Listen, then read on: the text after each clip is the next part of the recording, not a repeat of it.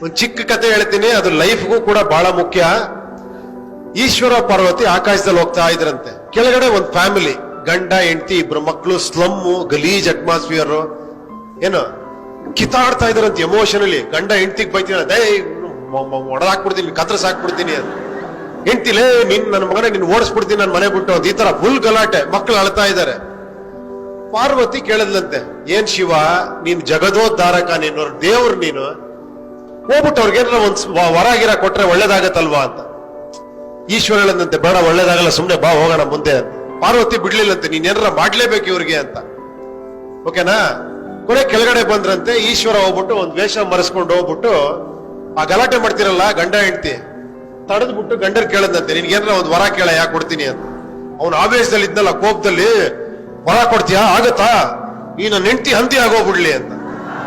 ಅವನ ಹೆಂಡತಿ ಹಂದಿ ಆಗೋಗ್ಬಿಟ್ಲಂತ. ಹಂದಿ ಹತ್ರ ಹೋಗಿ ಕೇಳದ್ನಂತ, ಮತ್ತೆ ನಿನಗೇನಾರ ಒಂದ್ ವರ ಕೇಳಮ್ಮ, ಕೊಡ್ತೀನಿ, ಒಳ್ಳೇದಾಗತ್ತೆ ಅಂತ. ನನ್ನ ಹಂದಿ ಮಾಡದ್ನ ನನ್ ಗಂಡ, ಅವನು ಹಂದಿ ಆಗೋಗ್ಬಿಡ್ಲಿ ಅಂತ. ಅವನು ಹಂದಿ ಆಗೋಗ್ಬಿಟ್ಲಂತ.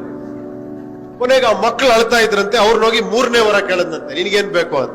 ಮಕ್ಕಳೇ ನಮ್ಮ ಅಪ್ಪ ಅಮ್ಮನ್ ಮೊದ್ಲಿನ ತರ ಮಾಡ್ಬಿಡು ಅಂದ್ರಂತೆ. ಟಮಾರ ಮತ್ತೆ ಮೊದ್ಲಿನ ತರ ಮತ್ತೆ ಸ್ಪೈಟ್, ಡಮಾ ಡಿಮೀರ್ ಅಂತ. ಈಶ್ವರ ಹೇಳದ್ನಂತೆ, ಎಷ್ಟು ವರ ಕೊಟ್ಟೆ ನಾನು? 3 ವರ ಕೊಟ್ಟೆ. ಏನಾರ ಯೂಸ್ ಆಯ್ತಾ ಇವ್ರಿಗೆ? ಯಾಕಂದ್ರೆ ಇವ್ರ ಬುದ್ಧಿ ಎಮೋಷನ್ ಜೊತೆ ಕೊಟ್ಬಿಟ್ಟಿದ್ದಾರೆ ಕೈಗೆ. ಇವ್ರಿಗೆ ಬುದ್ಧಿನೇ ಇಲ್ಲ ಇವ್ರಿಗೆ. ಬಾ ಇನ್ನೊಂದ್ ಕಡೆ ತೋರಿಸ್ತೀನಿ ನಿನ್ಗೊಬ್ಬನ್ನ ಅಂತ ಕರ್ಕೊಂಡು ಹೋದ್ನಂತ.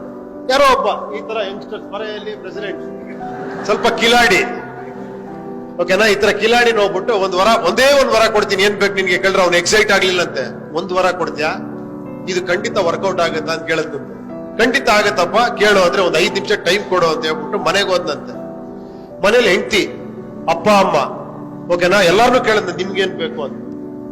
ಹೆಂಡತಿಗೆ ಮಕ್ಕಳಾಗಿಲ್ಲ. ಹೆಂಡತಿ ಕೇಳಿದ, ನನ್ಗೊಂದ್ ಮಗು ಕೇಳ್ಬಿಡ್ರಿ, ನನಗ್ ಮಗು ಆದ್ರೆ ತುಂಬಾ ಸಂತೋಷ ನನಗೆ ಅಂತ. ಅಪ್ಪ ಅಮ್ಮ ಕಣ್ಣಿಲ್ಲಂತೆ. ಅಪ್ಪ ಅಮ್ಮ ಕೇಳಾರ, ನಮ್ ಕುರುಡು ಕಣ್ಣು, ನಾವು ಕೊನೆ ಸಾಯೋ ಟೈಮಲ್ಲೂ ಜಗತ್ ನೋಡಿ ಸಾಯ್ತೀವಪ್ಪ, ನಮ್ ಕಣ್ ಬರ್ಸತ್ರ ಕೇಳಪ್ಪ ಅಂತ.